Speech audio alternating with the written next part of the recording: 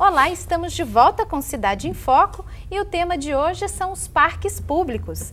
Leis aprovadas pela Câmara auxiliam na manutenção e em novas ações e atividades nos parques públicos da cidade. Como a gente falou no bloco anterior, uma lei aprovada pelo vereador Roberto do Eleven institui a atividade de ecoturismo nos parques públicos. Eu gostaria que o vereador falasse um pouco mais sobre essa lei, né? Qual o objetivo final dela? Isso aí visa alavancar, né, várias ações que podem ser feitas no Parque da Cidade, que andava meio parado, né, puxa? Incentivar também a cultura local, o turismo na cidade. E quem pode explicar bem para nós agora, que vai tomar, daí para frente, que vai tomar conta desse projeto que foi autorizativo, é o Buchal. Eu gostaria que você...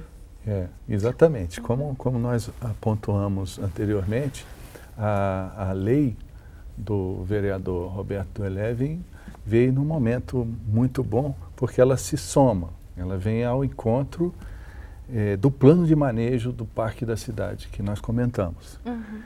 Esse plano prevê novas medidas, novas adequações para o Parque da Cidade, um reativamento do potencial desse parque, do atendimento às demandas de interatividade com a população frequentadora do parque, sobretudo na implantação de novas atividades de ecoturismo, que é a intenção final da lei dele, o objetivo maior da lei que foi apresentada. Então, o instrumento que o Executivo há de usar a partir desse momento para fins de implementação das propostas da lei do Roberto Eleven será o plano de manejo e gestão do Parque da Cidade.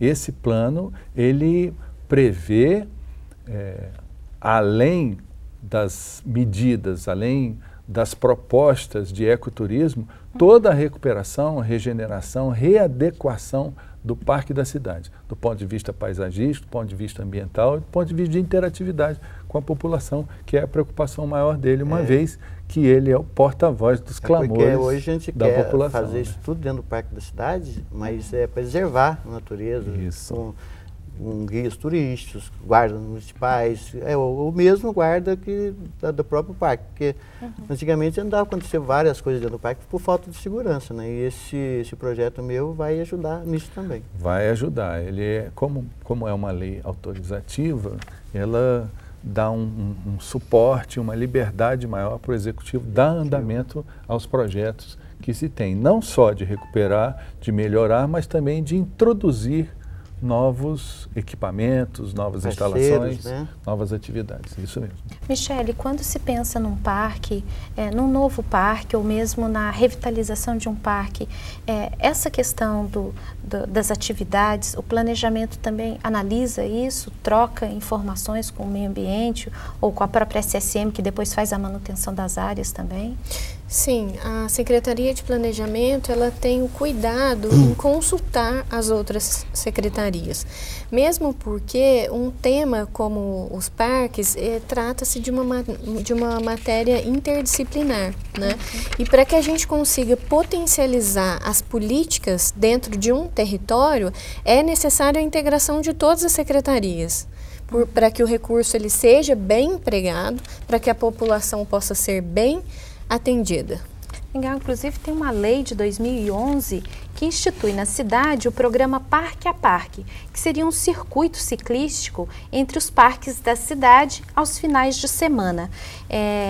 Buchal, você que atua diretamente no Parque da Cidade, esse projeto chegou a pegar, aconteceu, é possível? O que é necessário para fazer essa lei atuar de forma prática? Do ponto de vista ambiental, da interatividade da população com o meio ambiente, a gente vê com muito bons olhos, porque o ciclista, ele tendo um deslocamento mais fácil e mais rápido entre os parques, toda vez que ele tiver uma atividade, ele chama a atenção para os parques, ele traz a população para essa vivência, para essa interatividade com os parques. Então nós vemos com muito bons olhos uma lei dessa natureza, mas que requer também, como a Michele sempre observa, outras iniciativas que permitam um livre deslocamento.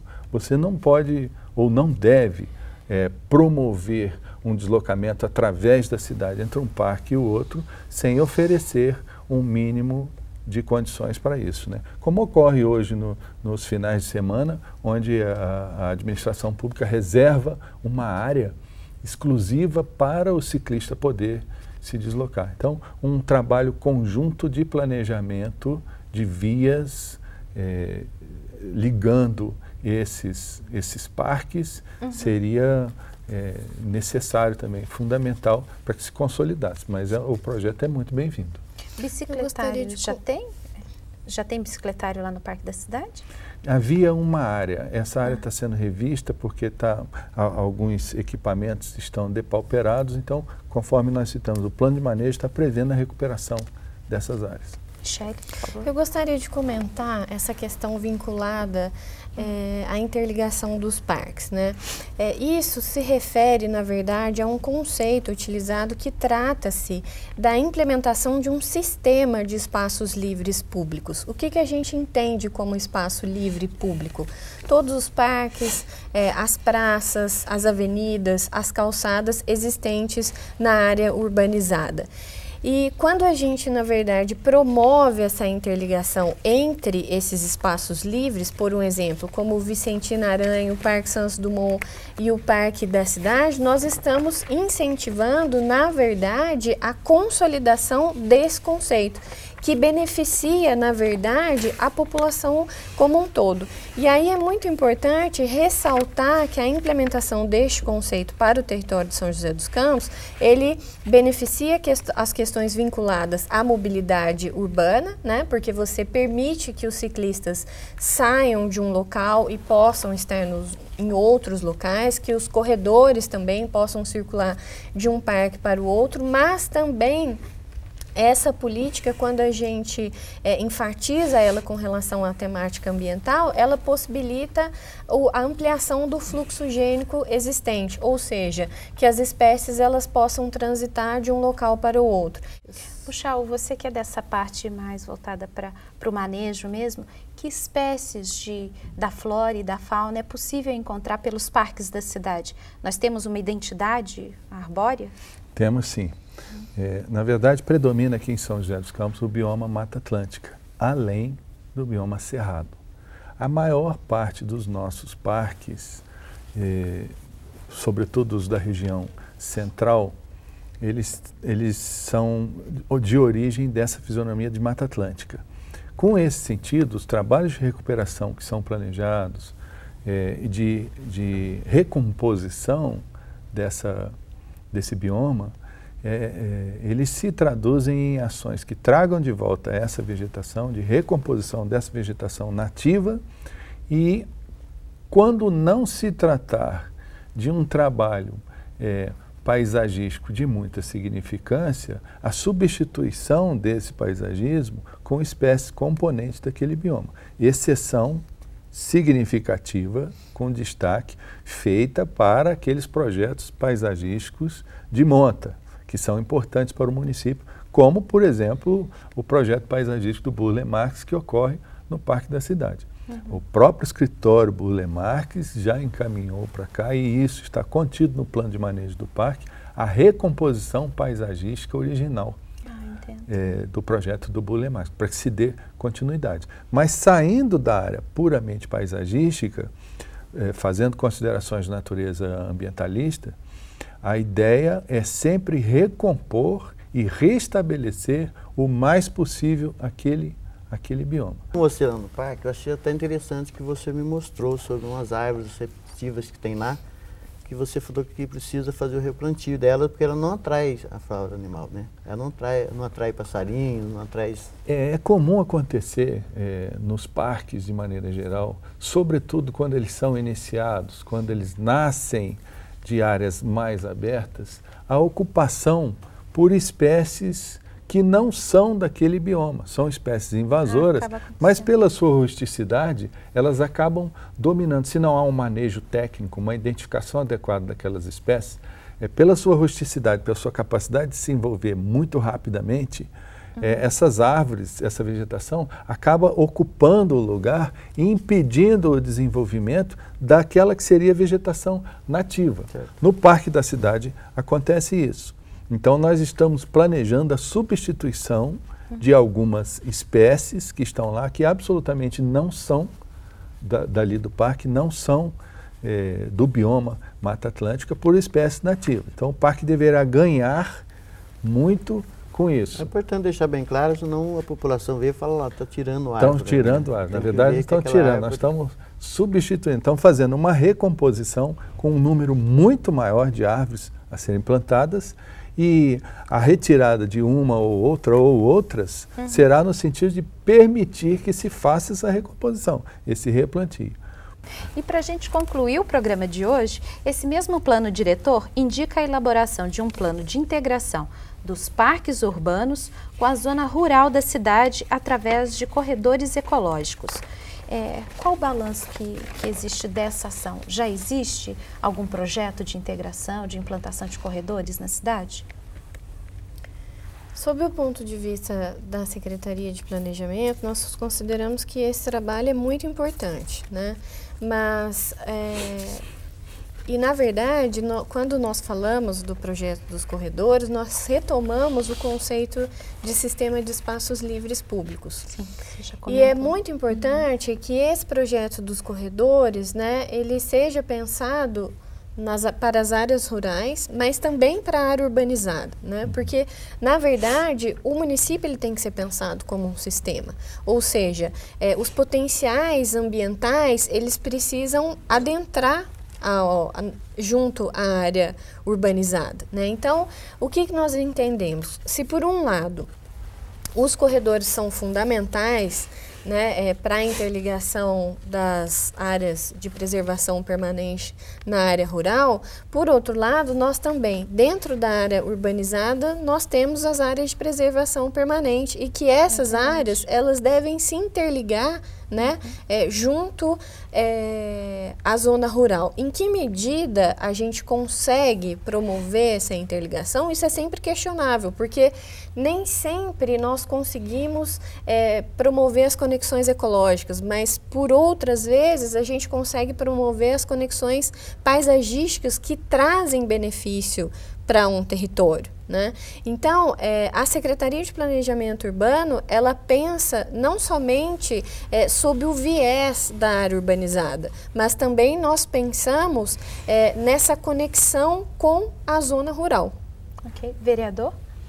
Então, achei muito importante que ela falou essa conexão da área urbana com a área rural, mas deve ter também um tipo de fiscalização, porque a partir do momento que tem essa conexão, vem aquelas um monte de transtorno para a cidade, não vem? Hoje, em São José dos Campos, o cara vê uma área que tem um acesso e já joga lixo, ele joga entulho, ele joga um monte de coisa, né, Michel? É verdade. Aí entra a educação ambiental da população.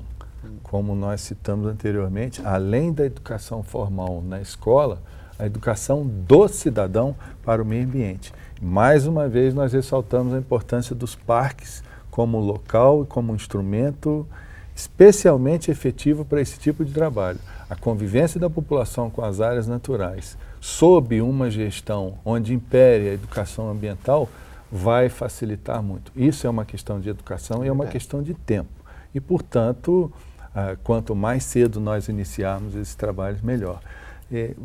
Voltando à importância da conectividade dos espaços urbanizados com os espaços rurais, o termo corredor ecológico, ele já nasce justamente dessa possibilidade de viabilizar um corredor onde transitem espécies animais, vegetais, insetos, avifauna, etc., que fazem reviver.